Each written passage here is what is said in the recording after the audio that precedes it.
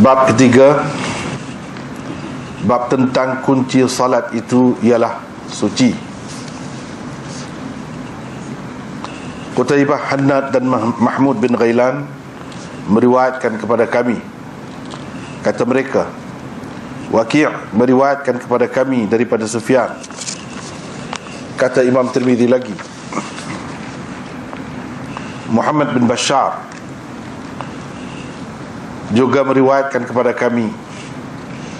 Katanya Abdurrahman bin Mahdi meriwayatkan kepada kami. Katanya Sufyan meriwayatkan kepada kami daripada Abdullah bin Muhammad bin Aqil, daripada Muhammad bin Al-Hanafiyah, daripada Ali bin Abi Talib radhiyallahu anhu, daripada Nabi sallallahu alaihi wasallam, baginda sallallahu alaihi wasallam bersabda, kunci salat itu ialah suci. Tahrimnya takbir dan tahlilnya taslim. Nota ketiga ini hanya mengandungi satu hadis ini saja.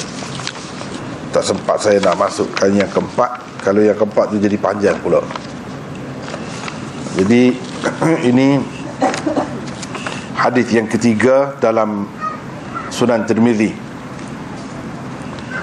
Tajuk yang dibuat oleh Imam Tirmizinya berbunyi babu ma jaa anna miftah as-salah at-tuhur. Bab tentang kunci salat itu, kunci sembahyang itu ialah suci. Boleh juga kita terjemahkan dengan bersuci.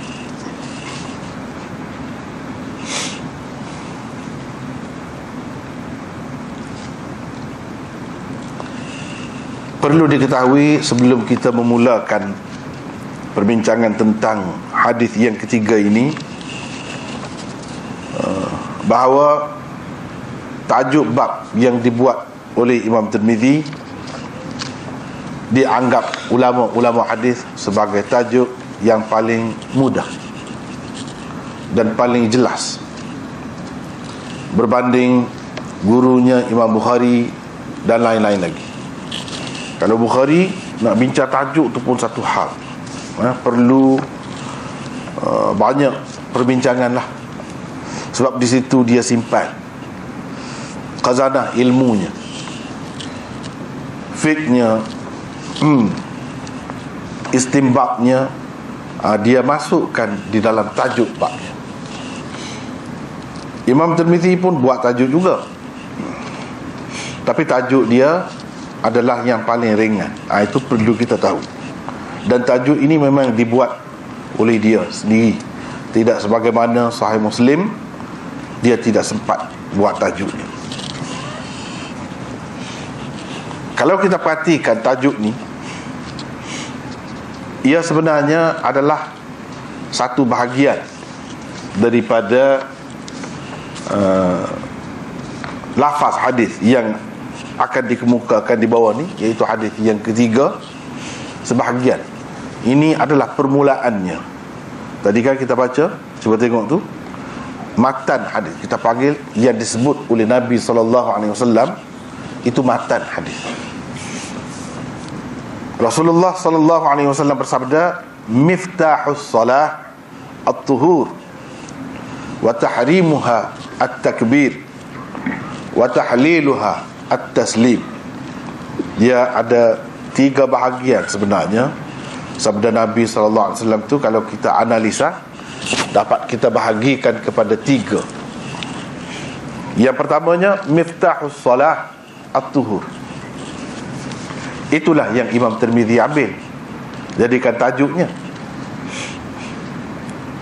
Jadi tajuk tu paling mudah, paling ringkas dan ringan. Diambil daripada hadis itulah, permulaan hadis.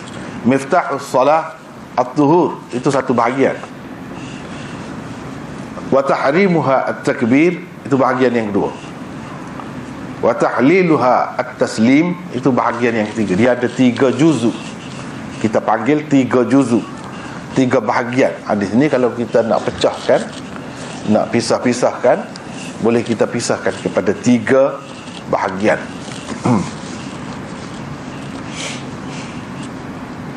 Imam Tirmidzi ambil bahagian yang pertama untuk dijadikan tajuk.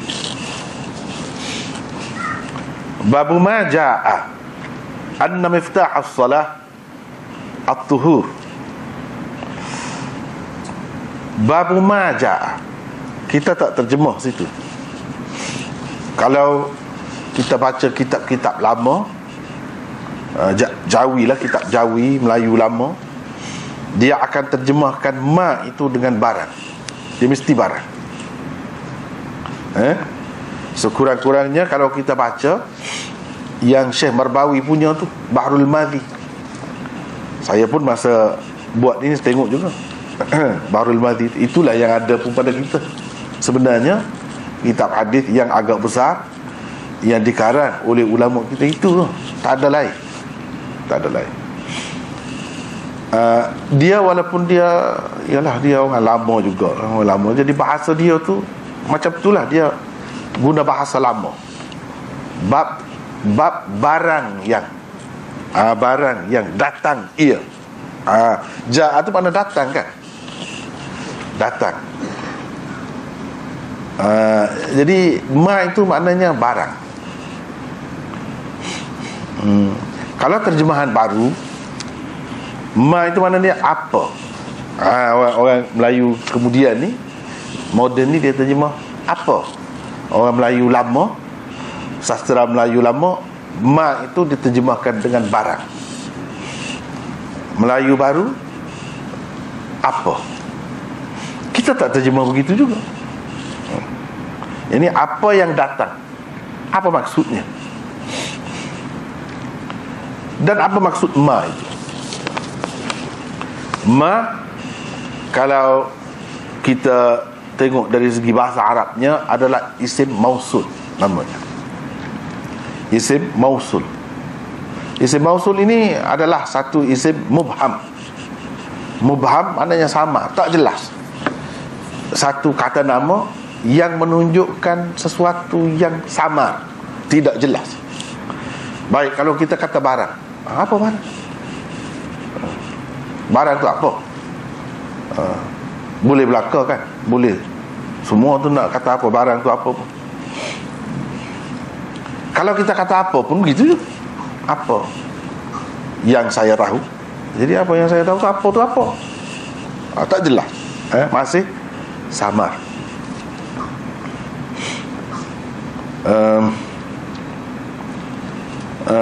Apa ni? Ja'a selepasnya itu dipanggil silah. Kalau dari segi nahu lah, nahu bahasa Arab, silah. Silah kepada ma itu, sebab ma mengendaki silah dan aid. Sebab dia adalah mausul ismi. Panjang lah nak cerita, saya pun tidak nak bincang nahu. Tidak nak bincang nahu. Kalau kita bincang nahu sini panjang lagi. Dan tak perlu pun, untuk kita tak perlu. Jadi maksud ma itu apa? Hadis.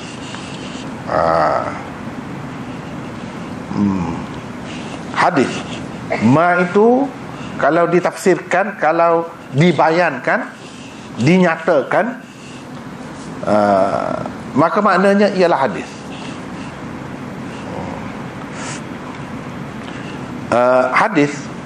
Hadis itu maklumlah, hadis Rasulullah, ja'a yang datang. Yani hadis Nabi SAW bahawa anak kunci salat itu ialah suci. Itu hadisnya yang menerangkan ma tu. Apa hadis tu?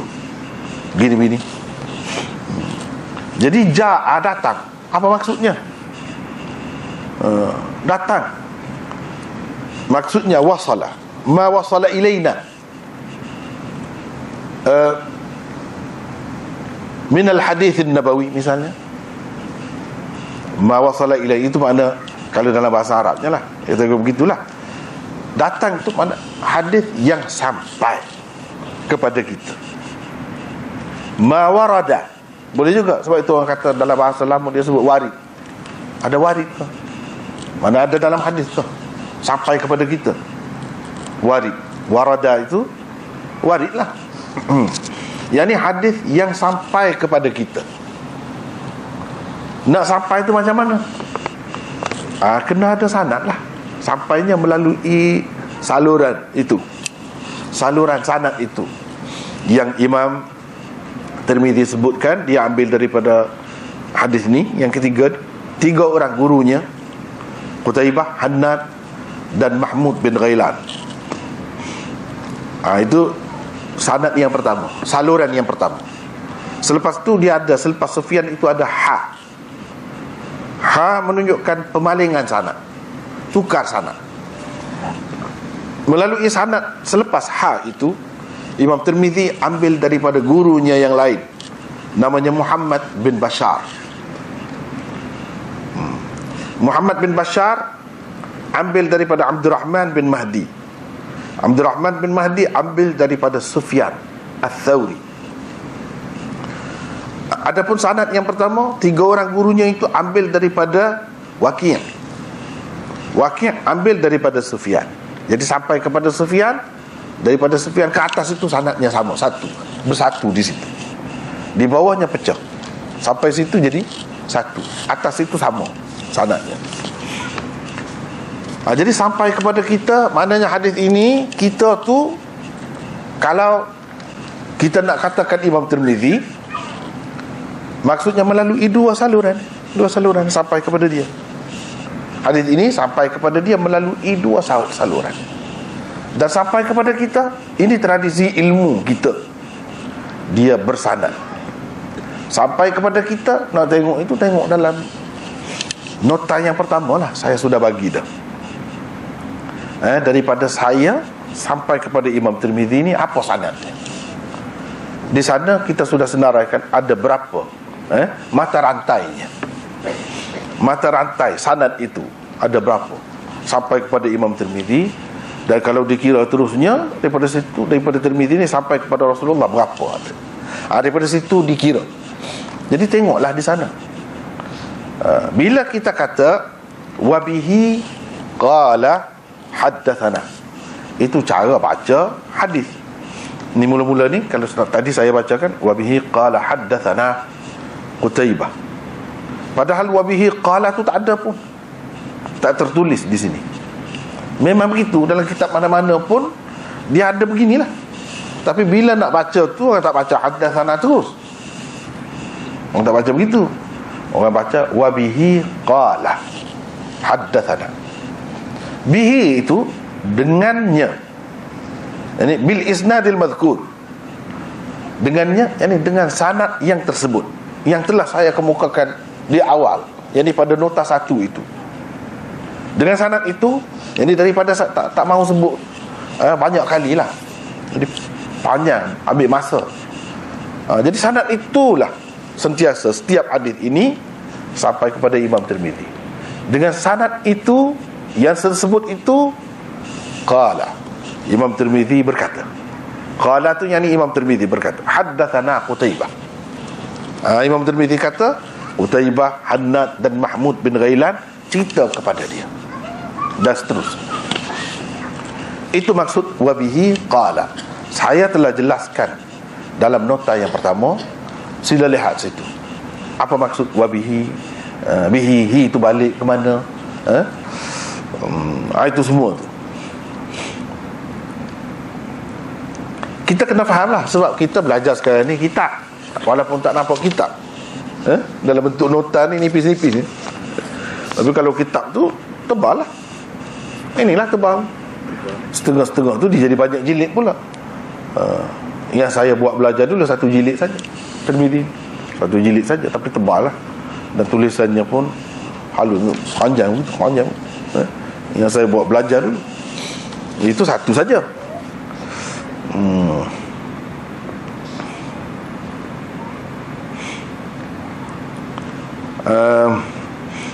Itu kitab lah. Jadi yang kita belajar ni kitab. Bila kitab Tirmizi yang lengkap beginilah adanya. Cuma yang tidak adanya dalam Arab dia tu, Melayu tu lah yang tak ada. Itulah. Yang lain-lain semua yang Arab ni ada dalam Tirmizi yang asal. Kalau kata Mukhtasar Tirmizi, mana dia tak ada ni. Kalau ada tajuk dia ambil. Kemudian sanad ni tak ada. Tak ada bincang tentang sanad. Sanadnya dibuat seperti yang kita buat untuk Sahih Muslim tu kan. Mukhtasar Sahih Muslim tak ada sanad. Terus ambil daripada sahabat. Macam di sini Sayyidina Ali radhiyallahu anhu. Terus daripada situ. Itu kalau mukhtasar. Kemudian komen Imam Tirmizi selepas ni tak ada. Tapi bila kita bincang kitab Tirmizi selengkapnya, maka kena bincang semua. Dengan sanadnya, dengan komentarnya, semua tu kena bincang.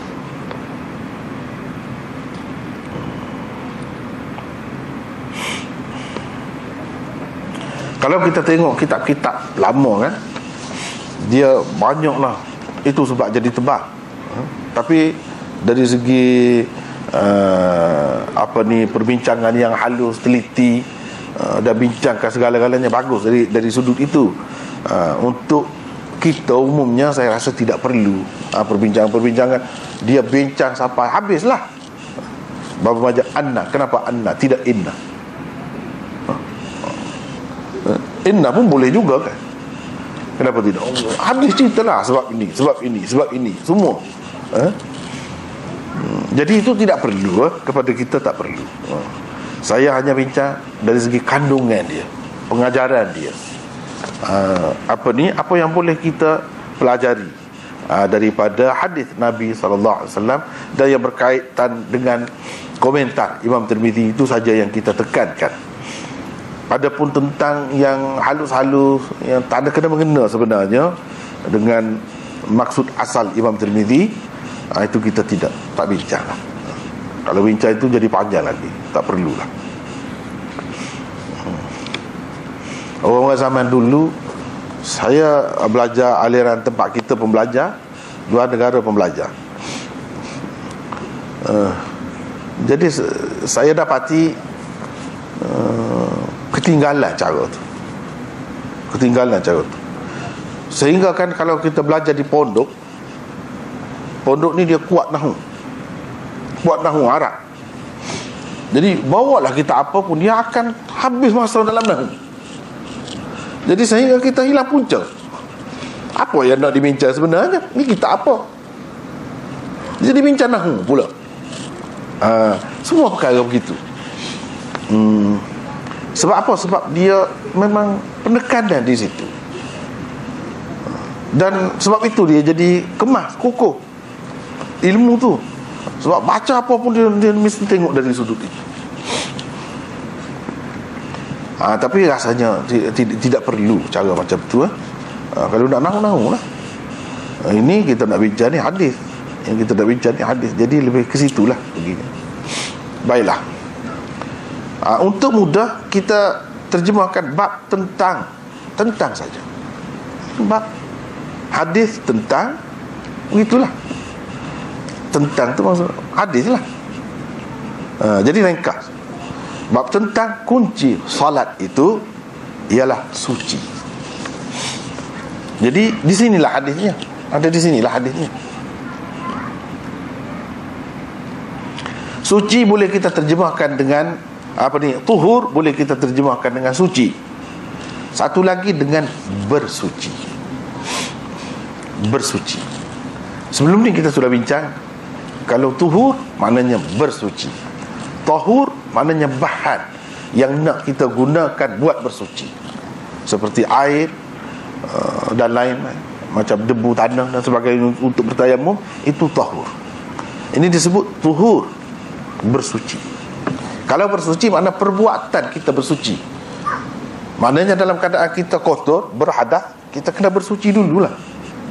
Itu perbuatan, bersuci dulu. Kalau suci, mengambil kira keadaan kita tu sendiri. Kalau kita sudah suci, sudah ada wudu, tak perlu bersuci.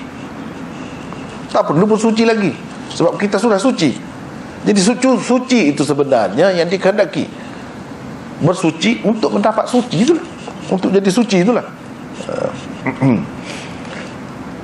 Jadi maksud suci di sini ialah luas, luas.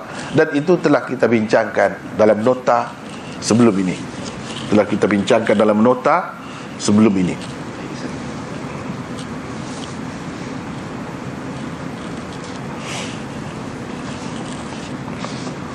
Qutaibah, Hannad dan Mahmud bin Ghailan.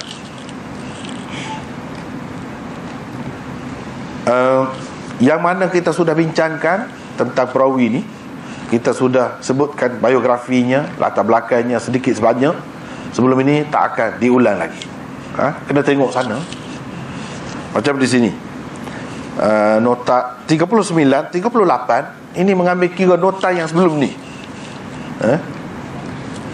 bukan mengambil kira yang ni. Macam hadis ni, hadis yang ketiga, nota hadis ni, dalam nota ni. Dan nota dalam ini, nota kita ni bersambung. Jadi yang dulu dalam nota dulu 37, ini 38. Nota 39, sedikit keterangan tentang latar belakang Qutaibah dan Hannad telah pun berlalu pada nota 6 dan 9. Ini 38. Jadi kena tengok dululah. Kena tengok yang lepas. Sedikit latar belakang. Kita tidak nak bincang tentang dia sepenuhnya. Kalau kita tengok kitab Rijal, maka panjanglah. Seorang-seorang perawi itu kadang-kadang berpuluh-puluh muka surat menceritakan tentang latar belakang. Jadi dalam nota kita ni hanya sekadar yang diperlukan, sedikit sebanyak sahaja. Bukan nak bincang sepenuhnya, sebab itu bukan tempatnya. Kalau tidak, kita akan habis masa di situ. Akan habis masa di situ. Mahmud bin Ghailan, ini 3 orang guru Imam Tirmizi. Mahmud bin Ghailan tak ada lagi. Nota 40. Mahmud bin Ghailan Al-Adawi Al-Marwazi. Kunyah beliau ialah Abu Ahmad. Bila kita belajar kitab-kitab ni, kena faham kunyah itu satu perkara yang perlu disebut. Kunyah maknanya nama gelaran, nama panggilan. Abu Ahmad, Ibnu sekian-sekian, Ummu sekian-sekian itu dipanggil kunyah. Dulu ada dalam setengah-setengah nota saya tulis di sini kunyah, Kunyah, kunyah itu yang betulnya, tapi saya tukar sekarang jadi kunyah. Kunyah ni, ini bukan sebutan Arab. Kalau nak kira kunyah bukan sebutan Arab. Sebutan Arabnya ialah kunyah. Tapi saya takut orang kita baca kunyah pula. Kunyah pula. Jadi sebab itu saya tukar, fikir ini boleh mengelirukan. Orang yang tak tahu dia baca kunyah pula. Bukan kunyah, kunyah. Susah. Kunyah beliau ialah Abu Ahmad. Mahmud bin Ghailan adalah seorang tokoh sunnah. Tengok, ini sekadar yang diperlukan lah. Dia ni siapa? Perawi ni ahli bid'ah ke apa? Tidak. Bukan ahli sunnah. Sekadar ahli sunnah tidak. Tokoh sunnah. Beliau meriwayatkan hadis daripada Sufyan bin Uyainah, Fadl bin Musa, Al-Walid bin Muslim, Abi Awanah, Waqi' dan lain-lain. Jadi ini sekadar ni perlu sebenarnya. Kalau nak kira, benda ni perlu. Kalau orang kata dia ni belajar dengan sekian-sekian orang, betul ke tidak? Kalau tengok di sini, ringkas saja. Ni beberapa orang guru dia saja, ramai lagi yang lain. Mungkin orang dakwa dia ni belajar dengan satu orang, sebenarnya tidak. Kita nak tahu macam mana. Ini kena merujuk kepada kitab Rijal. Kitab Rijal yang lengkap berpuluh-puluh jilid itu, itu kalau dia tulis dengan lengkap. Misalnya Tahdzibut Tahdzib, Tahdzibul Kamal, dan lain-lain lagi. Tahdzibut Tahdzib tu 12 jilid, itu saja. Dia sebut semua, setakat mana yang dapat dikesan, dia sebut semua guru dia. Kalau murid pun begitu juga. Kita ni tak sebut habis, tapi kena faham. Jangan keliru. Ada juga orang yang mendakwa, dia kata ini murid dia juga. Sebenarnya tidak. Jadi kita nak tahu murid ke tidak, kena tengok pula dalam kitab-kitab rijal yang besar-besar itu. Adakah yang didakwa sebagai murid dia tu memang murid dia, atau yang didakwa sebagai guru tu memang guru dia? Kadang-kadang ada juga disebut dalam kitab-kitab rijal tu sendiri, sebenarnya tidak begitu tepat. Sebab apa? Bila orang buat perbandingan, tengok tak kena masa dia tu. Kalau kata murid apa selepas dia mati baru lahir, yang dikatakan murid itu macam mana? Benda ni penting untuk mengesan. Kadang-kadang orang masukkan dalam kitab-kitab tu dakwa, lepas tu buat cerita yang sebenarnya tak ada kena-mengena pun.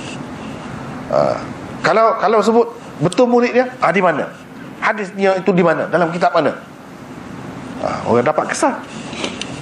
Tapi kalau murid itu bukan sebenarnya murid, tiba-tiba dikatakan ini murid dia, lepas tu dibuat, direka hadis atas nama murid itu, dikaitkan dengan dia, boleh mengelirukan.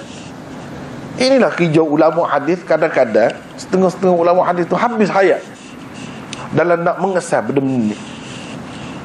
Takut-takut orang guna nama-nama mereka ini untuk menipu manusia.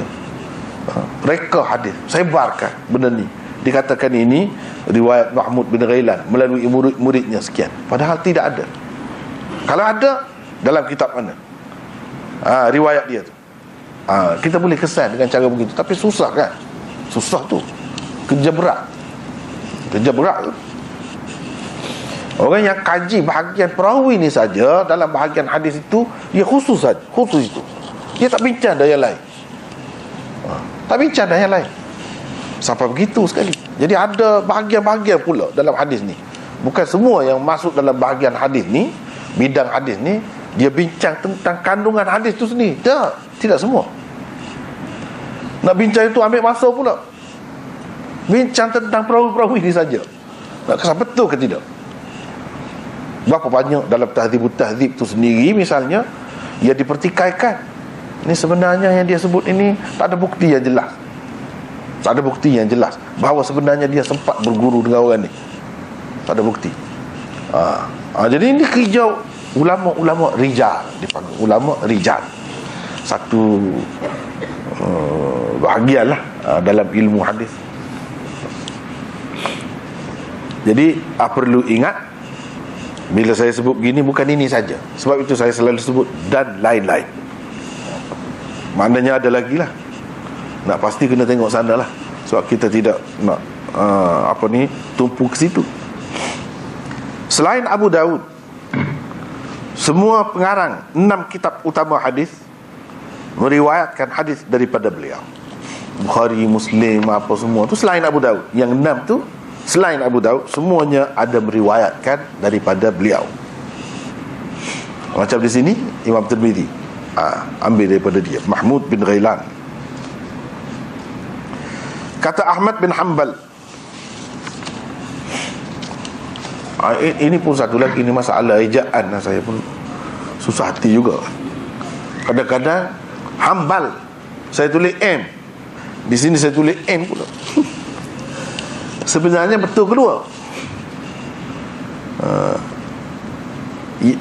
Dalam tulisan Arabnya ha nun ba lam, bukan ha mim. Ha nun. Tapi kalau dari segi baca kan memang orang baca Hanbal, nun bertemu dengan mim, Hanbal. Tapi dari segi ejaannya bukan mim, nun. Jadi betul kedua. Cumanya atas kita lah nak sebut itu. Kalau sebut di hadapan orang yang belajar, Ahmad bin Hanbal, dia tahu. Dia tahu. Ni orang tak belajar. Tu dia boleh buat kesimpulan. Tak ada pasal-pasal kita mendedahkan kejahilan kita kepada dia. Yang betulnya hambal, walaupun ejanya nun. Itu beza. Mahmud bin Ghailan adalah seorang yang paling arif tentang hadis. Beliau juga seorang tokoh sunnah. Bila kata tokoh sunnah, dia tak terlibat dengan bid'ah lah. Dia menentang lah bid'ah dalam apa bentuk sekalipun. Itu maksud sunnah. Sebab sunnah lawannya bid'ah. Itu maksud dalam kitab-kitab hadis. Dia kata sahibus sunnah. Apa maksud? Maksudnya dia usahkah nak mengamalkan bid'ah? Dia menentang bid'ah. Ini sifatnya. Itu apabila dikatakan sahibus sunnah, bukan dia ahli sunnah saja, tidak, bukan begitu. Sahibus sunnah maksudnya orang yang memperjuangkan sunnah, orang yang hidup dengan sunnah, dan orang yang menentang bid'ah. Sebab sunnah lawannya bid'ah. Kalau kata sahibu bid'atin, itu ahli bid'ah kan? Ini sahibu sunnah. Dia ikut sunnah. Sebab seperti mana kita tahu kan, tauhid lawannya syirik. La ilaha illallah, nak menafikan syirik. La ilaha menafikan syirik. Illallah mengisbatkan tauhid. Tauhid satu saja. Muhammadur Rasulullah. Muhammadur Rasulullah itu nak mengisbatkan sunnah. Sunnah lawannya bid'ah. Itu perlu faham. Tauhid lawannya syirik. Ahli tauhid, dia tidak mungkin ada syirik. Dia tidak hidup dengan syirik. Dia bahkan menentang syirik. Itu ahli tauhid. Yang kedua, setiap orang Islam yang mengucapkan dia ada dua tu. Dia ada dua. Dia ikut sunnah. Lawannya bid'ah. Dia tak akan berkompromi dengan bid'ah. Itu baru dikatakan sahibu sunnah. Kalau dalam kitab-kitab hadis disebut itulah. Imam An-Nasa'i pula mengatakan beliau seorang thiqah, seorang yang dipercayai. Mahmud bin Ghailan meninggal dunia pada tahun 239 Hijrah.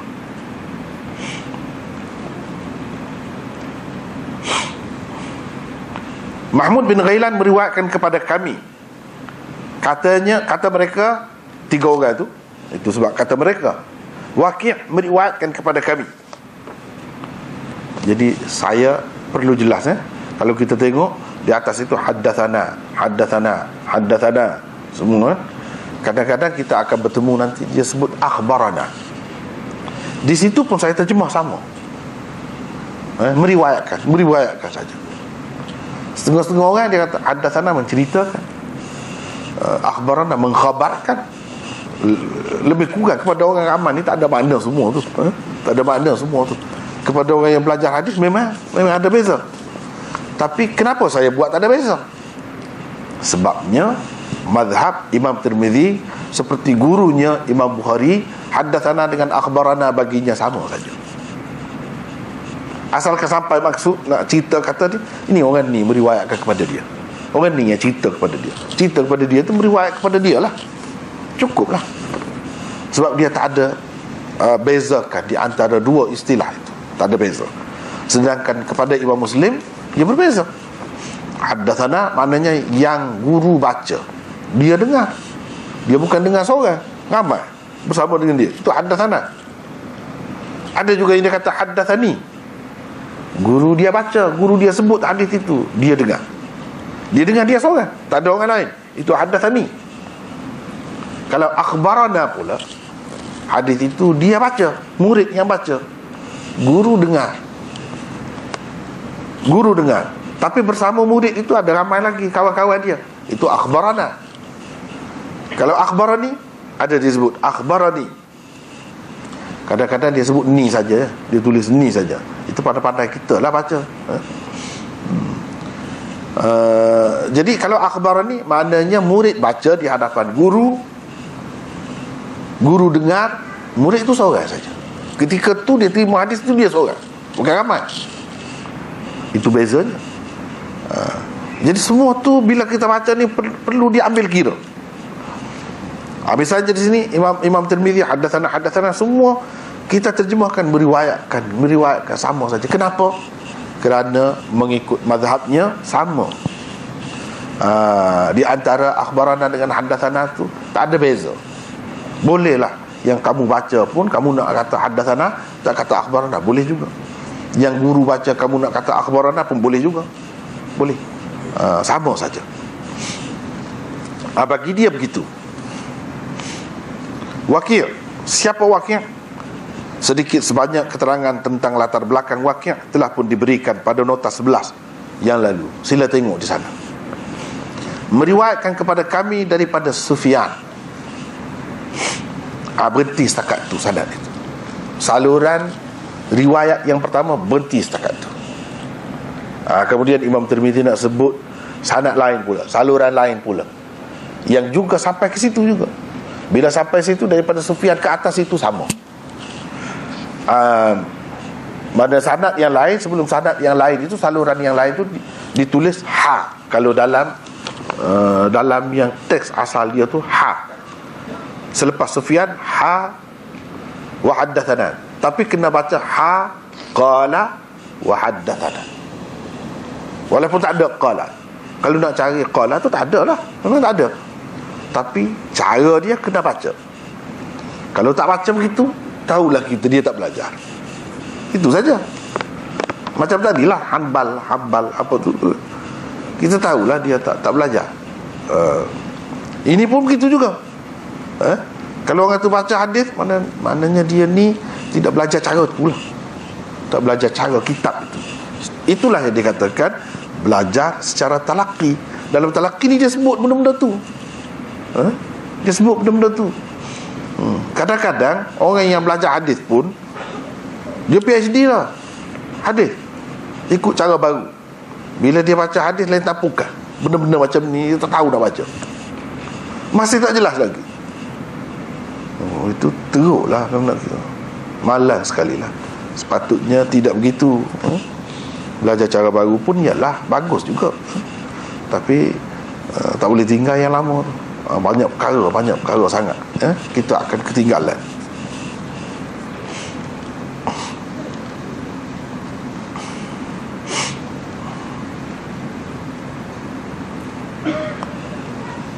Daripada Sufyan. Siapa Sufyan? Akan datang pun dalam sanad yang kedua pun sampai kepada Sufyan juga. Saya buat dalam kurungan itu kata Imam Tirmizi lagi. Itu sebagai menterjemahkan ha. Ini melalui saluran yang kedua. Imam Tirmizi ambil daripada guru yang lain, namanya Muhammad bin Bashar, juga beriwayatkan kepada kami, katanya Abdul Rahman bin Mahdi. Itu guru dia lain, tidak tadi. Dia meriwayatkan kepada kami, katanya Sufyan. Sampai di situ sama. Jadi siapa Sufyan itu?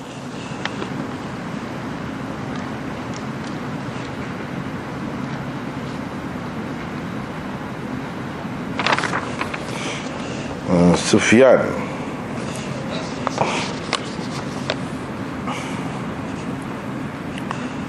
Sufyan nota 42 tu ada di situ. Nama dan salah silah. Tak tahulah saya pun bahasa Melayu ni kan. Ya kadang-kadang saya tunggu, kadang-kadang saya tak tunggu. Susah juga. Sebab apa? Salah silah tu kalau nak kira tak betul tu. Tapi itulah yang digunakan dalam bahasa Melayu. Dah sudah jadi bahasa Melayu, biarlah. Yang betulnya itu diambil daripada bahasa Arab kan. Silsilah lah.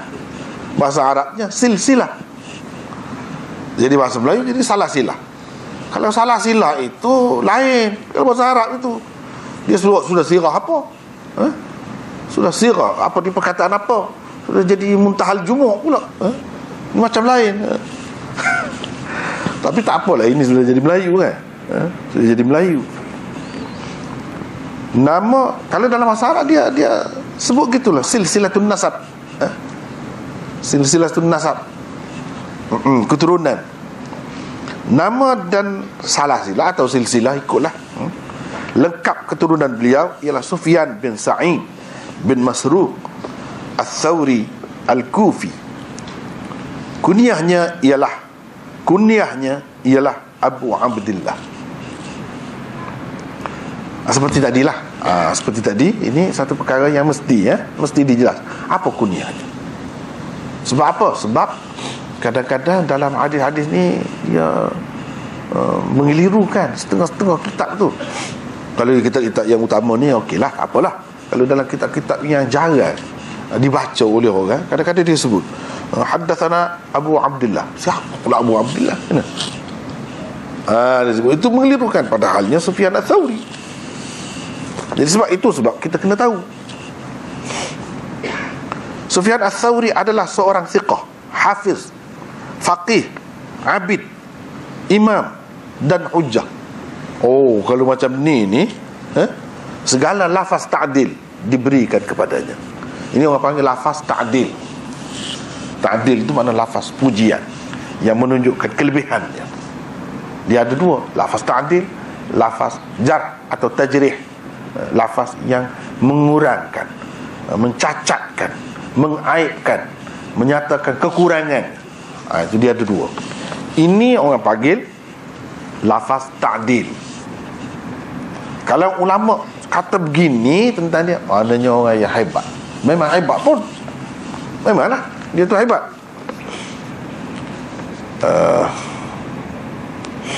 Thiqah, boleh dipercayai. Hafiz, kalau dalam kitab-kitab hadis dia sebut hafiz, bukan hafiz Quran.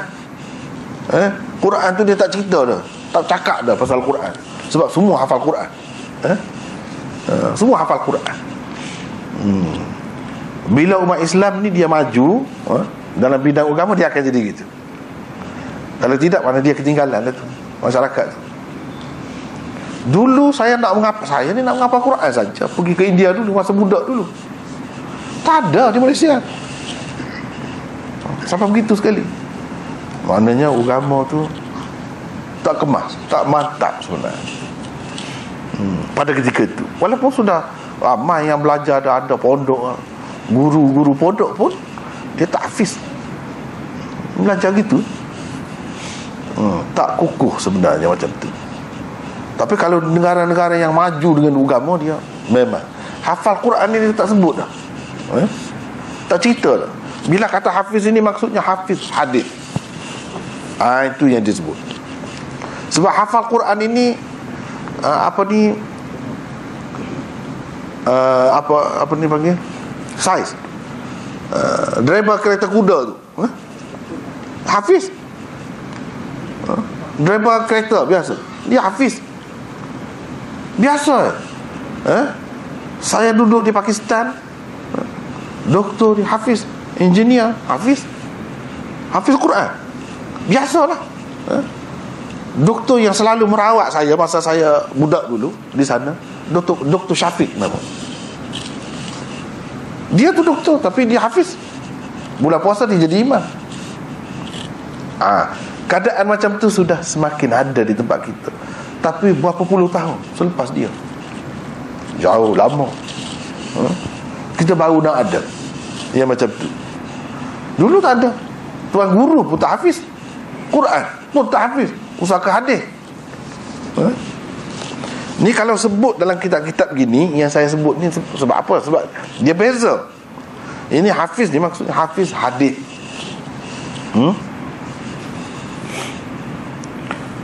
Faqih, bila sebut faqih dalam istilah lama, istilah mutaqaddimin, maksudnya mujtahid. Jangan kita ingat faqih ni ahli fiqh biasa. Kalau zaman sekarang ni faqih maknanya ahli fiqh. Dah, bukan begitu. Faqih di sini maknanya mujtahid. Dalam kitab-kitab, dalam hadis-hadis pun kalau sebut begitu di peringkat maknanya seorang mujtahid. Orang kata kepada Ibnu Abbas, dalam Bukhari ni pun ada, orang kata kepada Ibnu Abbas, macam mana tuan Muawiyah, yang Sayyidina Muawiyah tu, dia berwitir dengan satu rakaat saja. Pelik. Witir dia satu saja. Kalau orang lain, dia tidak satu, dia buat dulu dua ke, lepas tu satu salam, bagi salam, lepas tu dia buat satu lagi tambah, hakikatnya 3 lah. Dia tidak tunggal begitu. Ada juga yang buat satu salam, bukan 2 salam, 3 rakaat itu. Witir juga sebab dia ganjil, ada ganjil 3 tu, bukan 2, 3. Orang kata kepada Ibnu Abbas, macam mana? Sebab orang tu tak tahu. Dia kata, biarlah, innahu la faqih. Apa kamu nak sebutnya? Dia tu faqih. Dia sebut faqih. Bila sebut faqih, jangan kita ingat ahli fiqh biasa. Tidak. Faqih di situ maknanya mujtahid. Makna Sayyidina Muawiyah ni berdasarkan pengakuan sahabat adalah mujtahid. Kalau tidak sabit itulah, kerana itulah, kalau kita kata dia ni tak tahulah mujtahid ke tidak. Tengok dia tu jadi apa? Jadi khalifah kan? Bila jadi khalifah ni, salah satu syaratnya adalah mujtahid. Tengok kitab mana pun. Di zaman awal dulu begitu caranya. Bukan seperti sekarang ni. Di mana pemimpin tak tahu apa pun. Baca Quran pun tak betul. Dulu tidak. Kalau kata pemimpin, dialah kalau nak sembahyang jenazah, nak sembahyang biasa, dia jadi imam. Itu pemimpin di peringkat masing-masing lah. Di peringkat masing-masing. Syarat dia mujtahid. Dan Ibnu Abbas kata dia faqih. Bila dia sebut di sini faqih, mujtahid lah. Memang Sufyan Ats-Tsauri ni mujtahid. Abid ni ahli ibadat. Orang tasawuf kata imam lah, imam dalam tasawuf. Memang dia ni abid, ahli ibadat. Imam, bila kata imam tu imam, memang dia ada mazhab dia. Mazhab dia sendiri. Nak tahu mazhab dia di mana? Belajar Tirmizi. Imam Tirmizi selalu kata, inilah pendapat Sufyan, kata dia. Dia selalu sebut. Dia tak sebut Syafi'i, dia tak sebut. Dia tak sebut Hanafi, dia tak sebut. Tapi Sufyan dia sebut. Sufyan dia sebut. Mungkin kita tak dapat dalam kitab-kitab lain, tapi dalam kitab Tirmizi kita akan dapat apa pendapat dia, apa mazhab dia dalam sesuatu masalah. Itu maksud imam. Dan hujjah. Hujjah, hadis yang diriwayatkannya boleh kita jadikan hujjah dalam agama. Boleh kita pakai, boleh kita nak fatwakan berdasarkan riwayat dia tu dan sebagainya. Itu makna hujjah. Tidak semestinya kalau seorang perawi itu dikatakan thiqah, dia terus hujjah. Tidak. Apalagi kalau dikatakan saduq saja, itu lafaz ta'dil yang rendah. Tidak semesti hujjah. Mana kita boleh tengok hadis dia, tapi kalau nak buat hujah hadis dia tu tak boleh. Nak lawan ke, ataupun kita nak bantah, nak tolak yang lain dengan sebab ada ini, tak boleh. Tapi kalau hujah, boleh. Kita tak mahu pakai itu, kita nak pakai ini sebab ini hujah, riwayat dia. Tapi riwayat dia pun banyak syarat lagi lah. Tengoklah, misalnya dalam satu sanad tu, silsilah sanad itu semua macam dia ke? Tidak kan? Macam di sini tidak. Kalau dia saja, memang hujah. Kalau dalam sanad itu semuanya hujah, itu lagi kuat lah. Lagi kuat lah.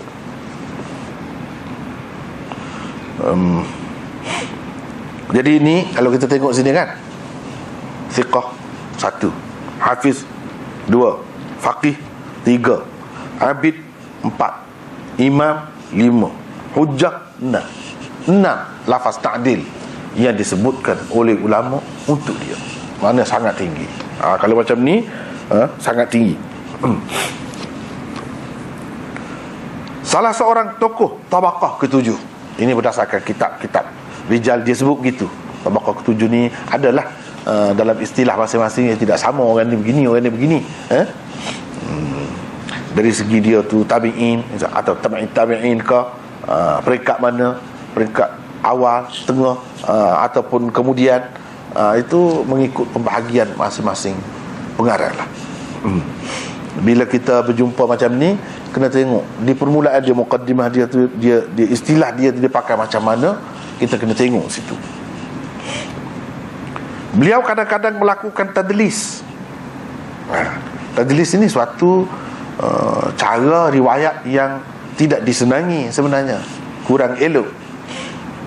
Dia tak sebut orang yang dia ambil tu sebenarnya sesuatu hadis itu daripada dia tak sebut. Dia terus sebut daripada orang yang di atas dia, atas orang tadi, orang yang betul-betul dia ambil, dia tak sebut. Dia ambil daripada orang di atas lagi daripada itu. Macam inilah kita biasalah, Ahmad bin Hanbal, kita tak sebut ayah dia yang sebenarnya. Hanbal itu bukan ayah dia, Hanbal itu datuk. Jadi kita telah melakukan tadlis lah kira-kiranya. Ahmad bin Muhammad, ayahnya nama Muhammad sebenarnya, Ahmad bin Muhammad bin Hanbal. Ada kalanya kita tak sebut. Tak sebut tu adakah dengan maksud menipu atau macam mana? Tengok keadaan lah. Kalau dengan maksud menipu, orang kata nak sembunyikan punca, itu tak boleh lah. Sebab dia tak sebut. Kenapa? Sebab guru dia tu lemah. Kalau sebut, orang tawar hati lah, nak tengok. Orang tak mau timbul.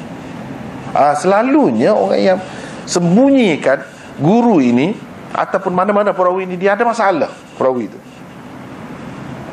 Jadi Sufyan ini kadang-kadang dia ada melakukan tadlis, tapi dia melakukan tadlis macam kita tadliskan tadilah. Ayah Imam Ahmad itu, Ahmad bin Hanbal, kita pun melakukan tadlis, tapi semua orang tahu, bukan ada penipuan apa-apa, tak ada. Dia biasa orang Arab ni, dia begitu dia sebut. Jadi dia bin tu, kadang-kadang bin itu bin datuk. Datuk tu bukan datuk yang pertama, datuk yang kedua, yang ketiga, yang keempat. Yang mana satu susah nak tahu. Cuma dari segi imla Arab, dia adalah kaedah-kaedah dia.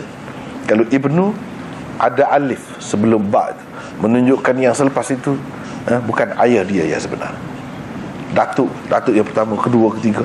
Tapi kalau ba' tu tak ada alif, itu mana yang selepas Ibnu itu memang ayah. Itu kaedah tu, masuk dalam kaedah tu. Tapi kadang-kadang kaedah ni dia tidak dipakai pada semua tempat, mengelirukan juga. Tapi itu termasuk dalam kaedah.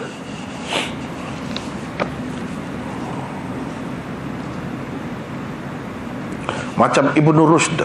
Rushd tu datuk yang keberapa?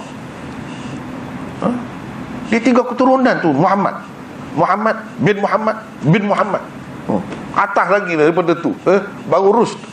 Jadi Ibnu Rushd dia ada alif sebelum ba' tu bin. Mana Rushd itu bukan ayah dia, datuk yang keberapa itu tak tahu. Itu kena tengok silsilah nasab dia lah. Kenapa dia buat begitu? Mungkin kita tanya kan, kenapa dia buat begitu? Sebab dia begini, kita tak ambil berat sangat benda-benda macam ni. Tak ambil berat. Dia orang Arab, dia ambil berat sangat pasal keturunan. Dululah, sekarang ni tidak juga. Sekarang ni tidak. Dulu. Jadi kadang-kadang dalam keluarga kita ni kan, kalau kita perhatikan, kalau kita ikut pun bagus juga ni, ada tamadun orang kata. Ini pun satu sudut tamadun juga. Takkanlah dalam keturunan kita ni dia semua ahli ilmu semua. Akan ada satu peringkat kan, yang dia tu jahil, mungkin buta huruf pun ada. Nenek moyang kita ada yang macam tu. Jadi dia begini, bila dia kaitkan dengan datuk tu, datuk itulah kira-kiranya dalam keturunan dia, dalam keluarga dia yang mula-mula membawa perubahan, yang banyak berjasa kepada zuriatnya. Itulah yang disebut, ditonjolkan. Itu sebabnya, sebagai mengenang jasanya. Sebagai mengenang jasanya. Sebab dalam hidup kita ni kadang-kadang ini orang sebenarnya, datuk kita yang pertama, itulah yang mula buat perubahan. Sebelum itu penyambung ayat. ataupun macam-macam teruk sebelum itu. Jadi takkan nak sebut ni macam tu, takkan nak sebut, memalukan saja. Sebut-sebut ni yang ada jasa, dia siapa dulu. Dan itu menjadi motivasi kepada anak cucu yang kemudian ini. Siapa Datuk? Dia ingat. Jadi tak patutlah buat benda-benda macam ni. Kita kena ikut cara dia. Jadi ada semangat. Itulah cara bertamadun. Kita yang tak sebut tu macam-macam sebab kan. Sebab kalau sebut memalukan, buat apa? Baik lagi tak payah sebut. Jadi dia melakukan tadlis. Sufyan Ats-Tsauri lahir pada tahun 77 Hijrah. Jadi mana peringkat awal ni, kalau nak kiranya peringkat awal. Kalau Imam Abu Hanifah 80. Mana dekat-dekat tu lah. Lebih kurang sebaya lah. Dan meninggal dunia pada tahun 161 Hijrah. Kata Hafiz Ibn Hajar di dalam Tabaqat Al-Mudallisin. Jadi tadi dikatakan dia ni melakukan tadlis. Jadi tadlis macam mana yang dia lakukan? Adakah sampai menjejaskan kedudukannya? Jadi mudallis ini pun dia banyak peringkat pula, banyak jenis pula. Sehingga ulama-ulama rijal macam Hafiz Ibn Hajar tu dia buat bahagian mudallisin sahaja. Kitab rijal tu banyak pecahannya pula. Bahagian perawi-perawi yang melakukan tadlis sahaja ada berapa macam. Ada banyak kategorinya. Ni yang ni diletak sini, ini diletak sini. Jadi kalau kita nak cari senang, tengok kitab itu. Al-Wahimin misalnya, perawi-perawi yang waham, keliru, dia ni bercelaru riwayat dia. Dia kumpulkan setempat. Begitulah caranya. Perawi-perawi dhaif setempat. Perawi-perawi yang dianggap sebagai hafiz hadis, kitab lain pula, Tazkiratul Huffaz misalnya. Itu bidang hadis ni memang luas lah. Memang luas. Kalau kita nak satu-satu tu pun habis hayat. Tapi orang-orang yang hebat macam Hafiz Ibn Hajar itu Allah SWT kurniakan untuk dia. Dia tu macam, kalau kita kata mukjizat, orang-orang macam ni lah, mukjizat Nabi selepas Nabi wafat pun boleh. Sebab jarang ada yang macam ni. Jarang ada. Jadi dia ada masa tu sempat dia buat itu, buat ini, dia buat yang besar-besar. Orang kemudian ni tumpai dia saja. Orang kemudian ni nak buat satu yang dia buat saja pun tak mampu. Macam mana dia boleh buat sampai begitu sekali? Padahal umurnya lebih kurang dengan orang kemudian tu. Kalau nak kira susah lagi zaman dulu. Itu keberkatan ilmunya. Allah SWT nak menunjukkan sesuatu.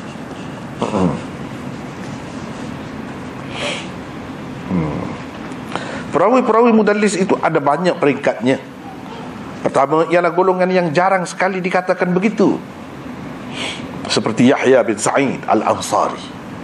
Ini dikatakan mudallis tapi jarang sekali. Kedua ialah golongan yang tadlisnya dapat diterima para imam hadis. Riwayat mereka tetap dimasukkan ke dalam kitab-kitab sahih, memandangkan ketokohannya, dan sedikit pula tadlis yang dilakukan. Dinisbahkan kepada sekian banyak riwayat yang dikemukakannya. Nak banding dengan begitu banyak riwayat dia tu, adalah setepat dua yang dia buat itu pun dikatakan mudallis juga. Tapi ini peringkat yang kedua, yang mana ni Sufyan Tsauri ni masuk yang ni lah. Tak jadi masalah, tak apa, boleh diterima. Dan ketiga ialah golongan yang tidak melakukan tadlis melainkan daripada perawi yang thiqah, seperti Sufyan bin Uyainah. Jadi dia buang perawi di atas dia terus ambil atas. Macam kita lah, kita kata Nabi SAW bersabda, mana kita sebut perawi di tengah tu? Tak ingat pun. Kalau ingat, dia sengaja tak sebut untuk ringkas. Sebab yang kita naknya sabda Rasulullah SAW tu. Begitu juga kadang-kadang perawi dia tak sebut semua. Kadang-kadang orang-orang yang cerita tu, mata rantai tu, dia tak sebut semua. Dia terus ambil yang di atas. Ini tujuannya untuk ringkas. Bukan dia ada maksud nak menipu, nak apa. Sebab orang tahu latar belakang dia tu macam mana. Orang tahu dia tu siapa. Dia tu seorang yang dipercayai sangat.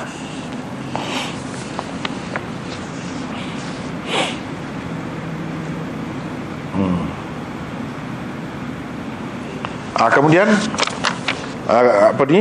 dalam kurungan tu saya buat kata Imam Tirmizi lagi. Ini ialah terjemahan yang dipilih penulis untuk menterjemahkan kata singkatan ha selepas perkataan Sufyan dan sebelum kata Imam Tirmizi wa haddatsana Muhammad bin Bashar. Ini saya sudah jelaskan dulu. Perbincangan tentangnya telah pun berlalu dengan panjang lebar di bawah nota 10 yang lalu. Tengok sana macam mana cara nak sebutnya. Kemudian selepas dia tu nak sebut macam mana, semua ada diceritakan di sana. Saya rasa tidak perlu diulangi dah. Cumanya kalau lain kali kalau tengok macam ni dalam kurungan tu saya buat begitu, itu maksudnya mewakili ha tu lah, mewakili ha. Muhammad bin Bashar saya buat dalam kurungan juga. Yang ini seperti mana 3 orang gurunya yang disebutkan sebelum ini.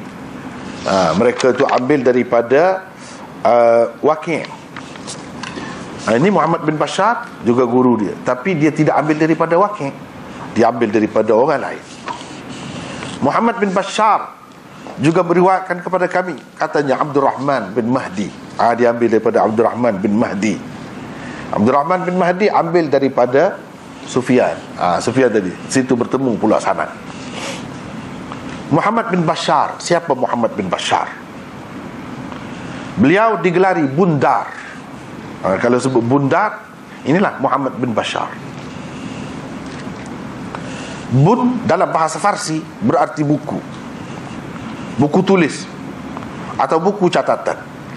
Dar pula berarti empunya atau yang mempunyai. Itu dar. Beliau digelar begitu kerana mempunyai buku-buku catatan hadis yang dicatatnya dengan amat teliti. Imam Az-Zahabi di dalam Tazkiratul Huffaz, di buku Rijal yang mengumpulkan perawi-perawi hafiz hadis sahaja. Bundar seorang hafiz besar dan imam. Itu yang dia sebut. Mana hafiz, bukan hafiz biasa, hafiz besar dan imam. Ini lafaz ta'dil lah tu, lafaz ta'dil. Kena faham lah. Mungkin ada di antara kita yang tak faham itu. Itulah pula lafaz ta'dil. Jadi kita ringkas lafaz ta'dil lah.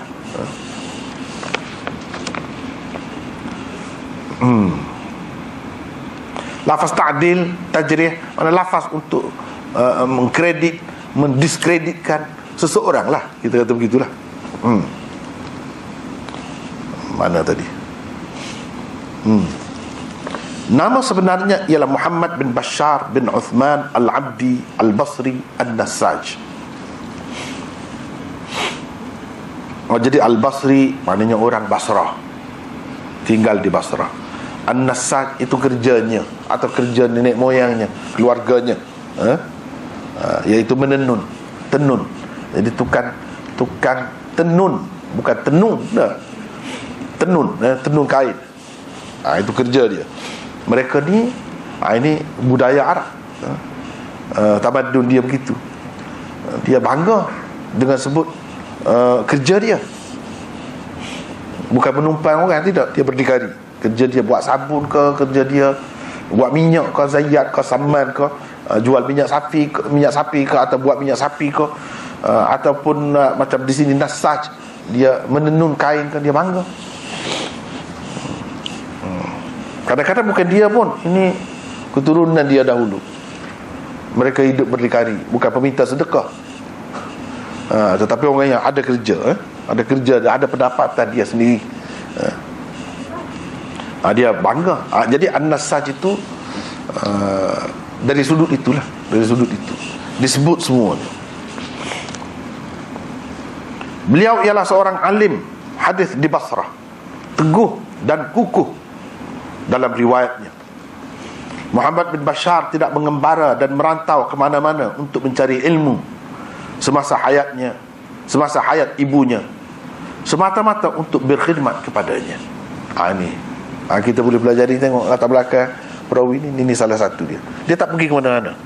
Semasa ibu dia ada, dia khidmat kepada ibu dia. Tak pergi ke mana-mana.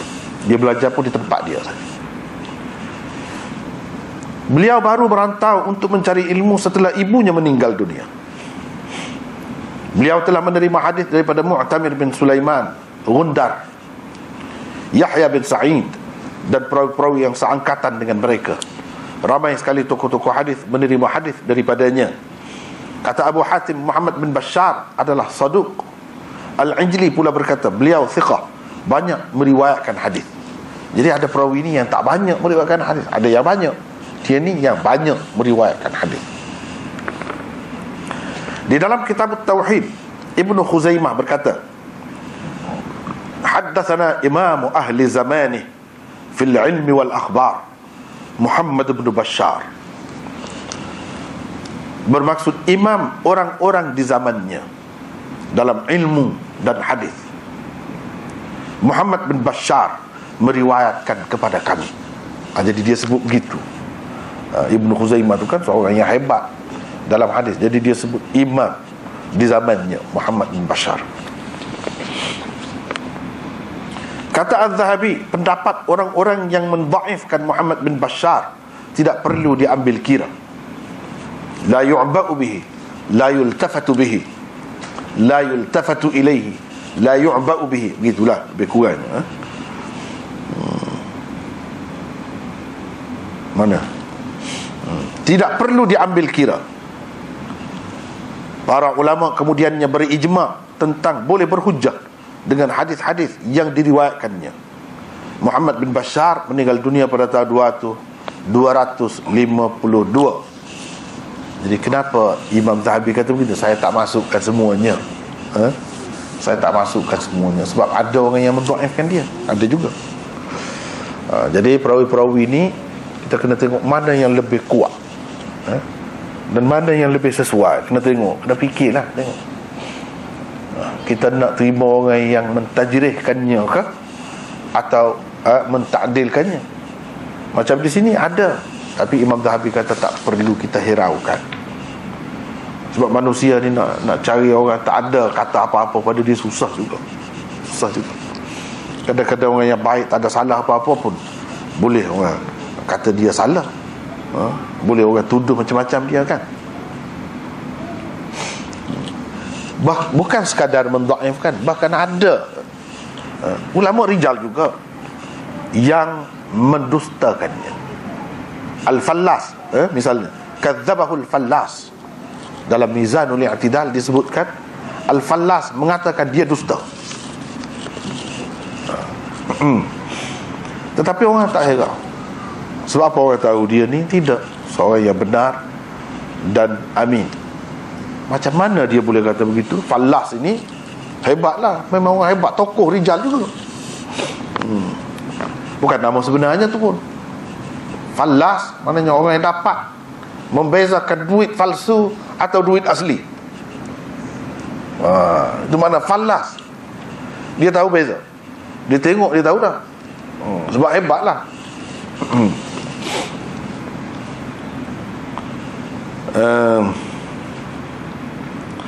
Yahya bin Ma'in antara tokoh rijal yang mengatakan dia dhaif. Orang besar-besar juga Yahya bin Ma'in. Tetapi itulah seperti kata Imam Zahabi, betul kata dia. Kita berapa ramai imam-imam lain terima dia, tak apa. Imam Abu Daud mengatakan, saya tulis hadis daripada dia sebanyak 50,000 hadis. 50,000 hadis. Banyak hadis pada dia. Dan dia ada buku tu, ada buku catatan dia. Itu yang kuat tu, jadi kuat. Imam Abu Daud kata, kalaulah dia ni seorang yang saya fikir tidak baiklah, tentu saya tak tulis, tak ambil hadis daripada dia. Mana Imam Abu Daud ambil tu, dia percaya. Dia percaya. Ini berkenaan dengan Muhammad bin Bashar. Jadi kesimpulannya, ulama-ulama rijal kemudiannya ijma' mengatakan dia boleh diterima. Tapi pernah ada di suatu peringkat mana orang adalah yang mempertikaikannya tu. Mungkin adalah dalam banyak-banyak khazanah hadis itu dia ada sesuatu yang tak kena menyebabkan mereka tu kata begitu. Jadi itu kita kena tengok lah. Benda-benda macam ni kena tengok dalam kitab-kitab rijal hadis.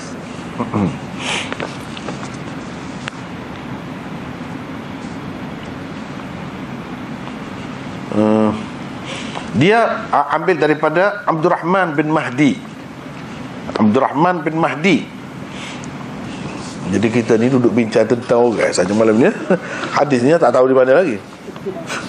Tapi dah nak belajar Tirmizi betul, macam itulah. Yang lengkap mesti kena bincang lah perawi-perawi dia tu. Barulah ada artinya, ada maknanya. Abdul Rahman bin Mahdi 45. Abu Sa'id itu kunyahnya, Al-Basri Al-Lu'lu'i, seorang hafiz dan tokoh utama hadis. Ini orang besar ni, Abdul Rahman bin Mahdi ni sangat besar orangnya. Beliau meriwayatkan hadis daripada Umar bin Dzar, Ikrimah bin Ammar, Syu'bah, Ats-Tsauri, Malik, dan ramai lagi tokoh-tokoh hadis yang lain.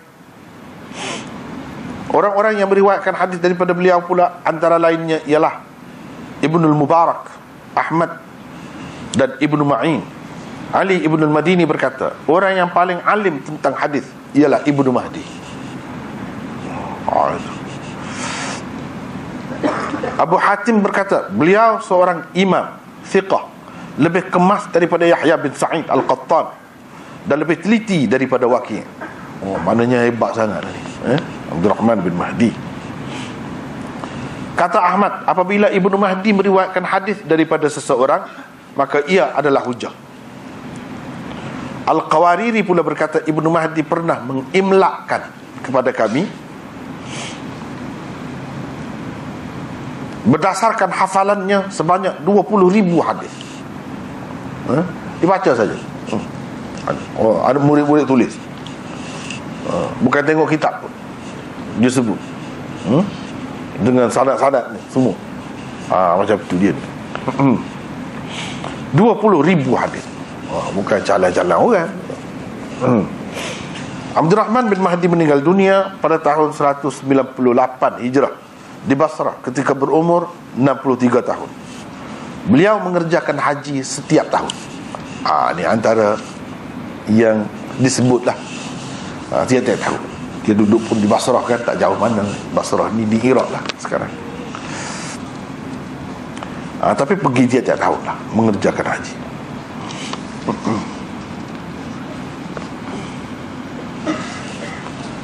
Kepada kami, katanya Sufyan meriwayatkan kepada kami daripada Abdullah bin Muhammad bin Aqil. Sufyan, sekali lagi bertemu dengan Sufyan di sini.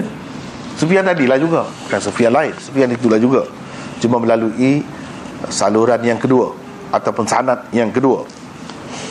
Hadis ini dikemukakan oleh Imam Tirmizi melalui dua sanad. Sanad yang pertama melalui Qutaibah, Hannad dan Mahmud bin Ghailan. Ketiga-tiga guru Imam Tirmizi ini telah menerimanya daripada Waqi' yang meriwayatkannya daripada Sufyan. Selepas tahwil sanad, tahwil tu ha, yang ada ha, Imam Tirmizi mengemukakan pula saluran riwayat yang kedua. Ia berpunca daripada Muhammad bin Bashar. Beliau menerima hadis daripada Abdul Rahman bin Mahdi. Abdul Rahman seperti mana dalam saluran riwayat yang pertama juga telah meriwayatkannya daripada Sufyan. Jalan kedua-dua riwayat hadis ini telah bertemu dan menjadi satu apabila tiba kepada Sufyan. Itulah yang perlu kita jelas. Kalau tidak, orang-orang yang tak biasa kan, dia pun tak faham juga. Kadang-kadang imam Muslim sampai 10 saluran sana. Jadi itu kepada kita tak perlulah, tapi kepada ulama-ulama hadis perlu. Itu perlu sangat itu.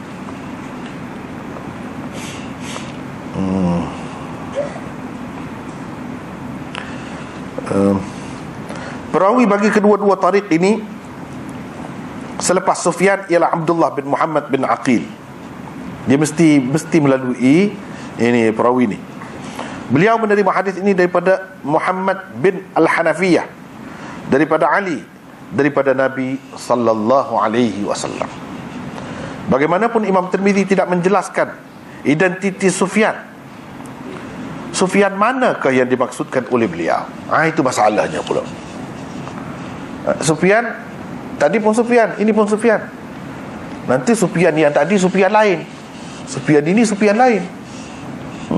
Tapi kalau tengok kepada gurunya itu sama. Abdullah bin Muhammad bin Aqil itu sama. Situ juga perginya. Dia ambil daripada orang yang sama. Jadi ini Sufyan yang mana? Sebab ada seorang lagi Sufyan yang tidak kurang hebatnya juga daripada Sufyan ini, yaitu Sufyan bin Uyainah.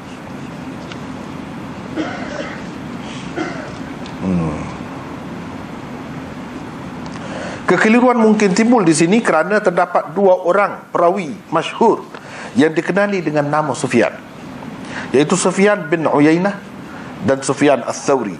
Malah di dalam kitab-kitab hadis dan fiqh, apabila disebutkan Sufyanain, dua orang Sufyan, maksudnya inilah Sufyan Ats-Tsauri dan Sufyan bin Uyainah. Kedua-duanya merupakan tokoh muhaddis dan mujtahid yang amat terkenal, dan banyak sekali boleh diketemukan pandangan dan pendapat mereka di dalam kitab-kitab hadis dan fiqh. Kedua-duanya hebat. Kedua-duanya berkongsi murid dan guru. Juga itu yang jadi susah. Kadang-kadang sebut Sufyan saja, semua yang mana. Tapi tak kisah sebenarnya kalau Sufyan mana pun, sebab kedua-duanya orang yang hebat.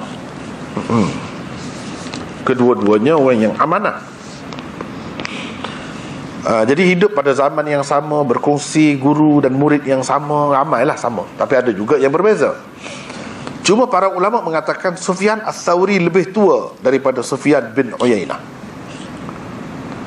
Jadi menyebutkan Sufyan sahaja boleh mengundang kekeliruan tentang pribadi sebenar yang dimaksudkan. Kekeliruan ini sebenarnya boleh terhapus dengan melakukan pengkajian dan penyelidikan terhadap kitab-kitab takhrij hadis. Jadi kalau kita nak tahu Sufyan mana, dia satu kerja. Ini kerja ulama hadis lah. Kalau zaman dahulu belek kita. Zaman sekarang ni banyak senang lah. Banyak senang.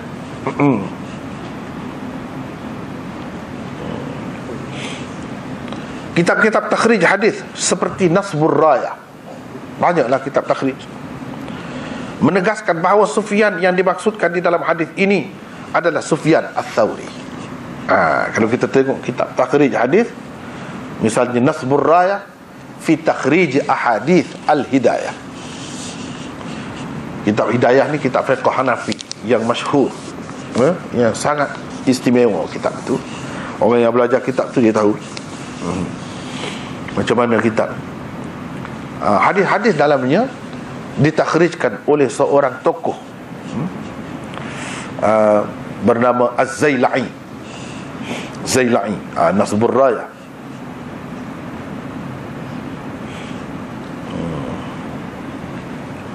Hafiz Ibn Hajar pun ada takhrij juga hadis Hidayah.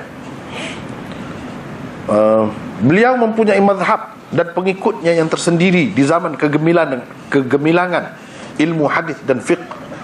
Namun pengaruhnya tidak kekal lama, kerana kemudiannya ia tidak diamalkan lagi oleh orang ramai.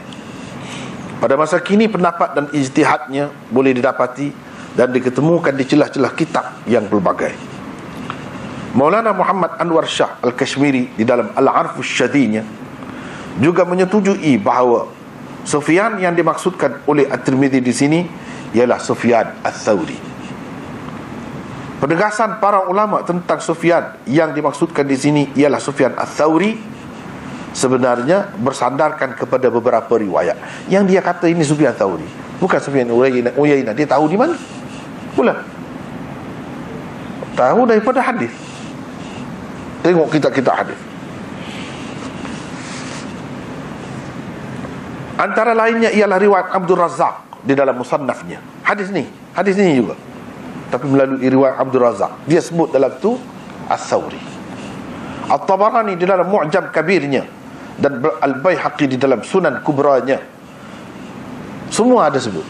Bila dia kemukakan riwayat ini, saluran riwayat ini, dia sebut Sufyan itu Ats-Tsauri.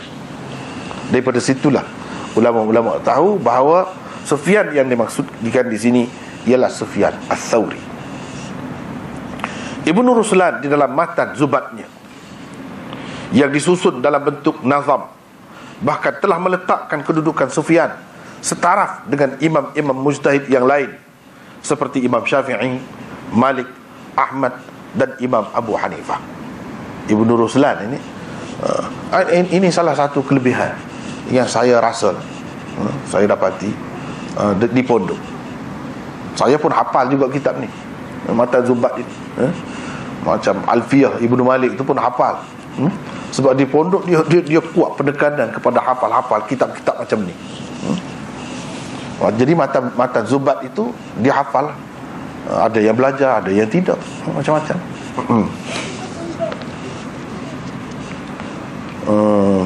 Dalam tu dia ada sebut Wasyafi'i wa Malikun Nu'manu wa Ahmad ibn Hanbalin Sufyanu wa ghairuhum min sairil a'immah ala hudan wal ikhtilafu rahmah.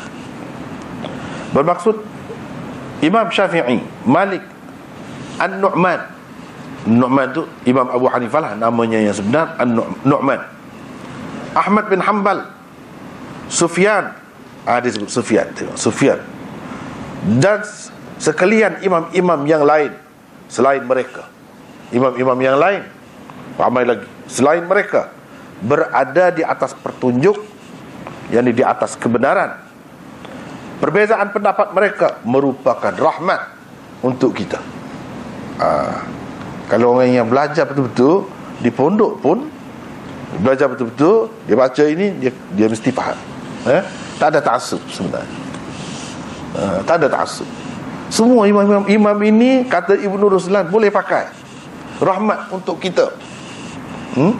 Ada pun orang yang jadi ta'assub, yang jadi fanatik sangat dengan mazhab ni, mungkin dia tak baca ni, dia tak belajar ni. Ini orang Syafi'i, Ibnu Ruslan Syafi'i, dan dia terbuka. Disebut di sini Sufyan mana? Sufyan inilah. Atau kalau kata Sufyan yang seorang lagi pun memang imam mujtahid juga.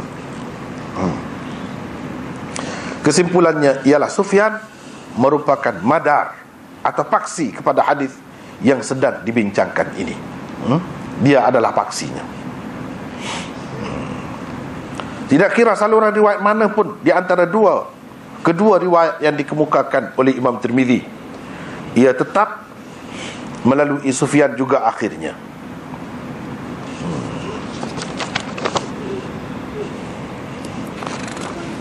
Panjang lagi rasanya ni, tak sampai lagi ni, tak habis lagi tentang perawi pun tak habis lagi.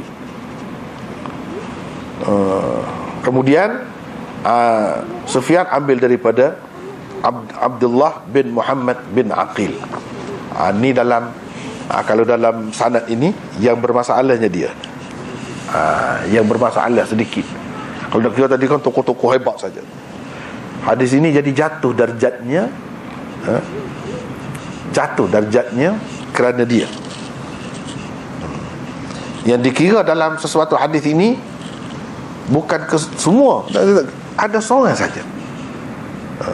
Kalau yang itu lemah, dikira hadis itu lemah. Tak kira yang lain-lain tu orang kuat-kuat pun tak kira. Dia kira taraf hadis, dia kira berdasarkan yang paling rendah dalam sesuatu sanad itu. Bukan dikira yang paling tinggi. Orang yang paling tinggi dalam sanad itu tidak. Jadi adalah Imam Malik siapa pun, Sufyan Tsauri pun, dia tidak akan jadi sahih hadis itu dengan sebab adanya perawi macam ni. Di sini masalah. Jadi siapa? Abdullah bin Muhammad bin Aqil. Bin Aqil itu Aqil bin Abi Talib, saudara kepada Sayyidina Ali. Itu anak cucu dia lah ni. Kunyah beliau ialah Abu Muhammad. Ibu beliau ialah Zainab binti Ali bin Abi Talib.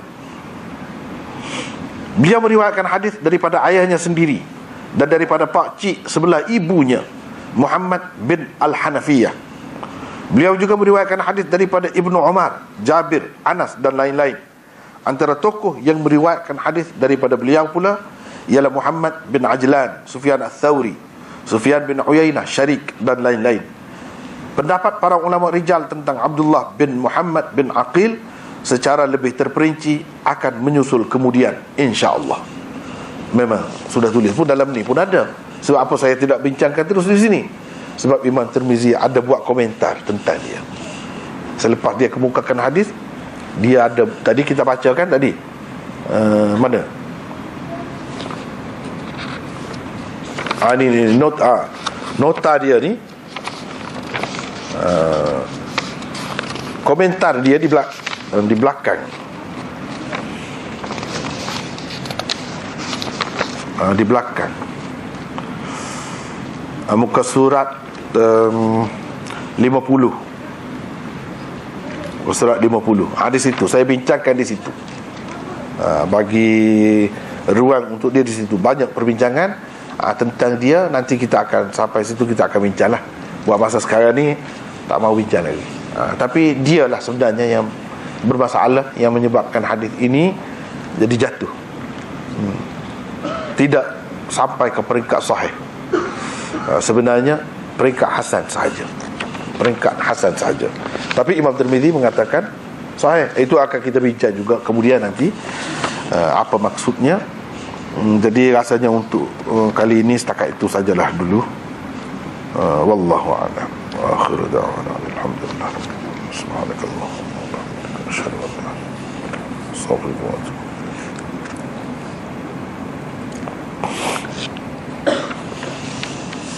Ya.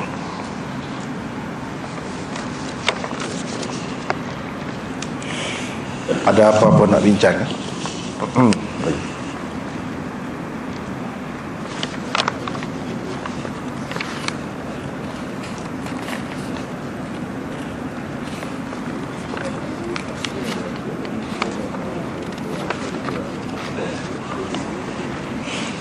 Ya. Waalaikumsalam.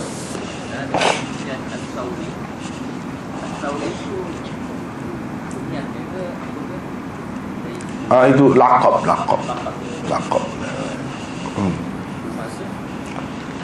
Asal mana Tsaur? Tsaur mana lembu? Tidak dijelaskan pula apa itu. Ya.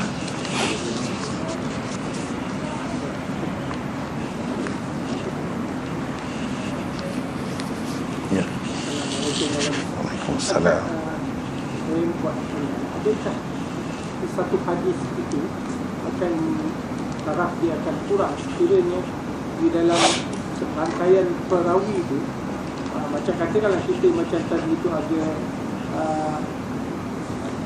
Muhammad bin Abdullah bin Muhammad bin Ghailan, dia meninggal pada 239 Hijrah. Tetapi ada seorang perawi itu lahir pada 229 Hijrah. Maknanya dalam tempoh daripada 1 atau 10 tahun tu dia akan dapat hadis itulah. Contohnya lah, adakah hadis tu akan menjadi lemah sebab seorang budak yang dalam umur 10, antara 10 tahun tu yang mendapatkan hadis tu? Kena tengok dari segi umur. Dia panggil sinnut tahammul, umur yang layak menerima hadis itu. Adakah dia sudah sampai ke peringkat umur itu? Kalau sudah sampai ke peringkat umur itu, tak kira walaupun budak pun boleh diterima, tidak jadi kurang dengan sebab itu. Sebab dia orang zaman dahulu dia belajar daripada budak lagi, daripada dia masih budak-budak lagi. Kemudian dia jadi alim besar. Hadis ini lebih banyak penekanan dari sudut nak mengingat hadis pada masa itu, ketika kitab ni belum ada lagi banyak. Jadi masing-masing nak bukukan kitab itu. Jadi nak bukukan hadis tadi dalam kitab. Jadi dia tak kira sangat dari segi kefahamannya, alimnya tak kira sangat. Yang dia kira dari sudut dia ingat dengan baik ke tidak. Jadi benda macam ni budak pun ada kalanya budak lebih ingat lagi daripada orang tua kan. Jadi dengan sebab itu dia tidak menyebabkan jadi kurang dengan sebab tu, dengan sebab dia terima pada masa budak. Cuma budak tu kena tengok peringkat mana. Jadi macam-macam pula pendapat ulama berkenaan dengan umur layak menerima riwayat itu. Ada yang mengatakan mumayyiz, itu paling bawah lah. Dia sudah dapat membezakan baik buruk, kotor, suci, sekurang-kurangnya. Tapi kebanyakan ulama ini lebih kuat lah kalau nak kira 10 tahun ke atas. Jadi kalau bawah daripada itu mungkin dia tak faham kau, cerita benda lain dia faham macam lain kau. Walaupun dia sudah boleh beza benda-benda tu, tapi ini lain cerita ni. Sebab berkait dengan hadis. Mungkin guru itu dia idraj, dia masukkan kata-kata dia, budak ni tak faham, dia ingat hadis. Jadi di situ menyebabkan jadi kurang elok lah kalau bawah daripada tu 10 tahun ke atas. Begitu. Dan dia tidak jadi lemah kerana itu, tidak jadi kurang kerana itu. Sebab yang lebih banyak ditumpukan untuk hadis ni ialah dia ingatan dia tu.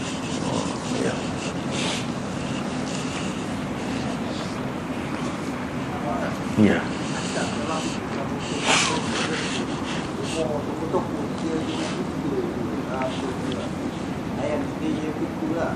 Apa? Sekarang kita ingat yang dia kanak-kanak kan. Apa nak baju dia nyanyi muka dia apa, ada tak dia walaupun dia Memang banyak benda-benda macam ni, banyak sekali di dalam kitab-kitab rijal ni dia sebut kalau perawi ni perawi sampai ke peringkat umur nyanyuk ke tidak. Mana sampai kepada peringkat umur ikhtilat ke tidak. Ini bercelaru jadi fikiran dia. Di situ mereka bezakan orang ni terima hadis, belajar dengan dia setelah dia nyanyuk. Orang ni pula dia belajar dengan dia sebelum dia nyanyuk. Dia mula nyanyuk pada tahun berapa disebut. Jadi ada juga perawi yang nyanyuk, tetapi orang ni ambil ketika dia belum nyanyuk. Dia tu orang baik. Jadi hadis dia diterima, tapi setengah-setengah perawi tidak diterima. Kenapa? Kerana dia terima hadis tu daripada orang tadi selepas dia nyanyuk. Dapat dipastikan dalam kitab rijal memang ada sebut benda-benda. Dalam kitab rijal tu ada tarikh atau memang ada. Tarikh dia nyanyuk. Tarikh dia nyanyuk. Maksudnya tarikh yang dia terima, maksudnya umur. Ya. Setiap orang memang ada dalam. Ada. Memang hebatlah. Benda ni sebenarnya tak ada dalam dunia. Tak ada. Kita orang Islam nasib baik sebenarnya dengan sebab ada benda-benda macam ini. Semua ni kerana nak jaga hadis Nabi lah.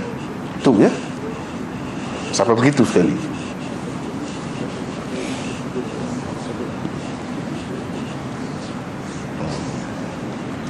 Ada apa-apa lagi? Ya.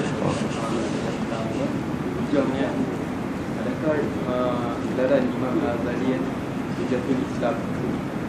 Apa? Gelaran Imam Al-Ghazali Ya. Hujatul Islam, adakah sama seperti yang dimaksudkan dengan kepada Hujah. ini ya? Oh tak, itu lain. Hujatul Islam tu lain. Jadi istilah kemudian. Ini kalau kata hujah ni dalam hadis.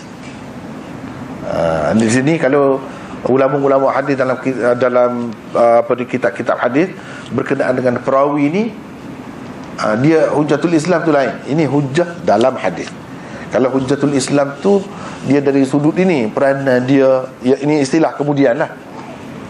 Peranan dia dalam mempertahankan Islam, dalam menghadapi pencabar-pencabar agama, menangkis atau menepis hujah-hujah musuh, menghadapi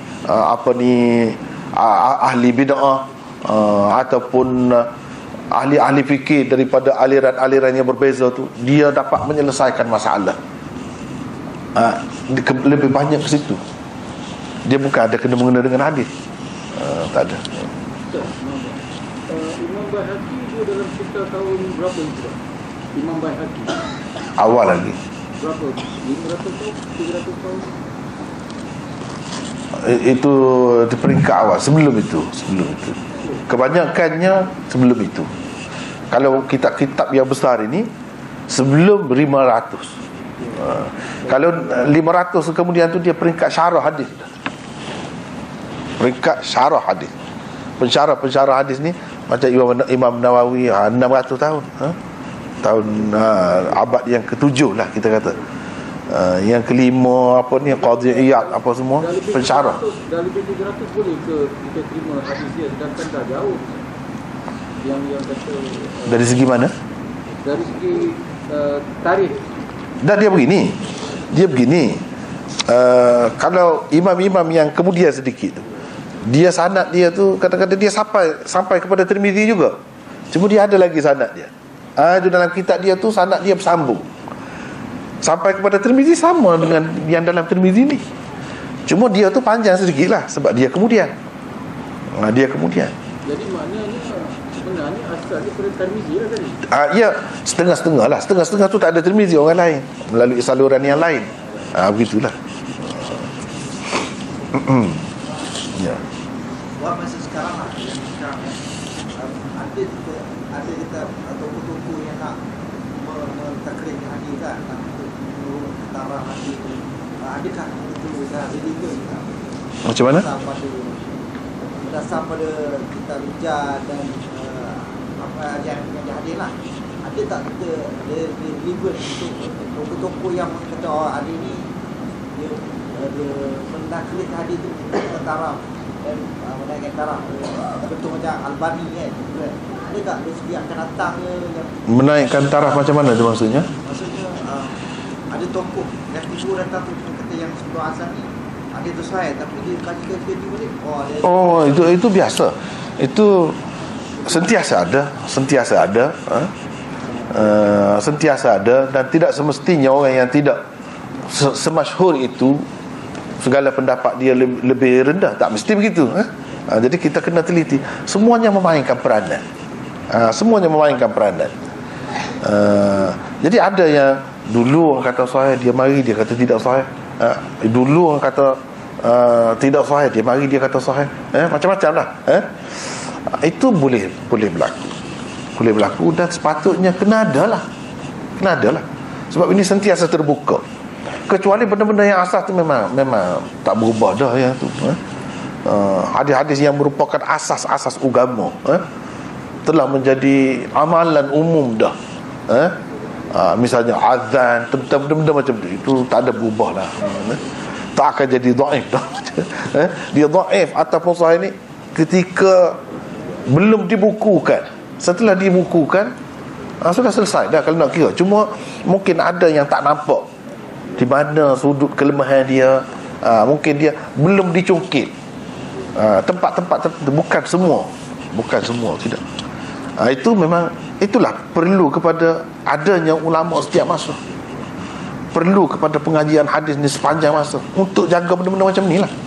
Sebab dalam kitab-kitab yang utama pun kadang-kadang belum lagi disentuh benda tu, yang dia bincang dulu perkara lain. Yang ni tengok ini sudut ini, cuba tengok dari sudut ini. Dia banyak faedah. Sebab apa? Sebab ini yang kita terima ni adalah mukjizat, adalah kalam seorang Nabi, manusia yang terpilih. Jadi benda ni faedah dia tu tidak khusus untuk zaman dahulu saja. Mungkin orang zaman dahulu dia tak terfikir seperti apa yang kita fikir sekarang ni. Kita bukan setakat fikir, menjadi kenyataan dah sekarang ni. Misalnya jadi dia lebih nampak tentang hadis itu. Sebab hadis ni bukan untuk orang satu zaman, untuk sepanjang zaman. Boleh jadi yang datang kemudian tu dia lebih nampak maksud hadis itu, sebab itu berkenaan dengan zaman dia. Berapa banyak yang Nabi SAW sebutkan alamat akhir zaman, alamat zaman fitnah begini-gini. Benda tu tak ada pun berlaku lagi. Mereka tak tahu sejauh mana, sehebat mana benda tu. Tapi kepada orang yang hidup di zaman dia, dia lebih terasa. Dan kalau dia kata inilah yang dimaksudkan oleh Nabi SAW, mungkin pada ketika tak ada siapa pun yang akan bantu. Dia menonjolkan, menyerlahkan, menyatakan apa yang terselindung, tersirat di sebalik hadis-hadis yang sedia ada. Itu peranannya.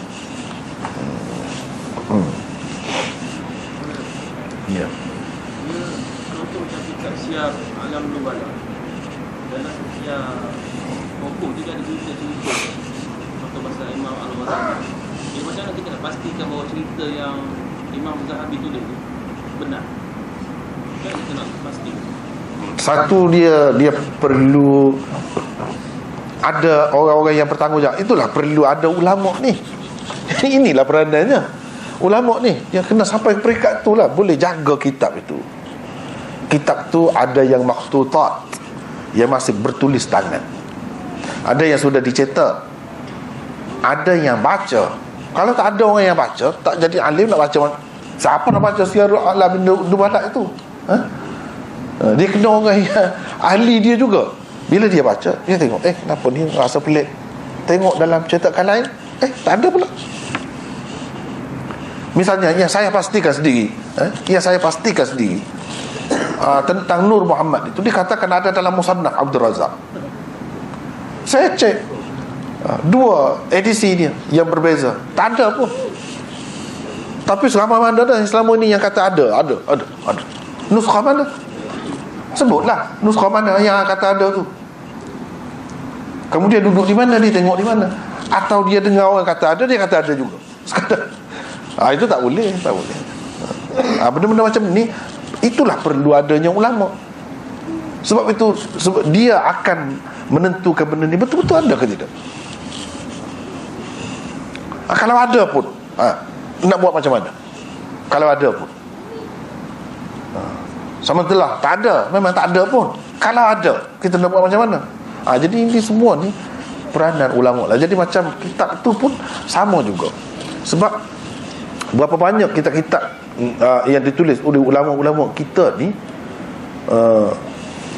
untuk satu jangka masa dia tak ada di dunia Islam. Misalnya kitab Tabari, Tabaqat Ibnu Sa'ad, itu ditashih oleh orientalis, Tabaqat Ibnu Sa'ad, dan sebahagian daripada mereka padri. Kemudian baru tersebar di dunia Islam. Kitab-kitab yang macam ni kena buat hati-hati.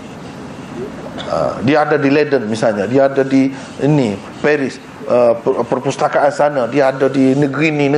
Sebab penjajah dulu kan, dia ambil kitab-kitab ni bawa balik ke negeri dia, sehingga tak ada langsung di negeri kita. Lepas tu dia pula yang semoknya. Setengah tu didorong oleh memang minat untuk mengkaji. Setengah-setengah tu dia ada, mesti ada perancangan musuh Islam dia tu, dia bukan saya saja. Jadi kitab-kitab macam ni kena berhati-hati sangat. Tapi kalau macam Syiarul A'lam Nubala itu tak ada pula cerita tu. Tapi kalau tarikh Tabari, tarikh Tabaqat Ibnu Sa'ad, ini memang ditashihkan oleh mereka. Jadi kena berhati-hati sikit.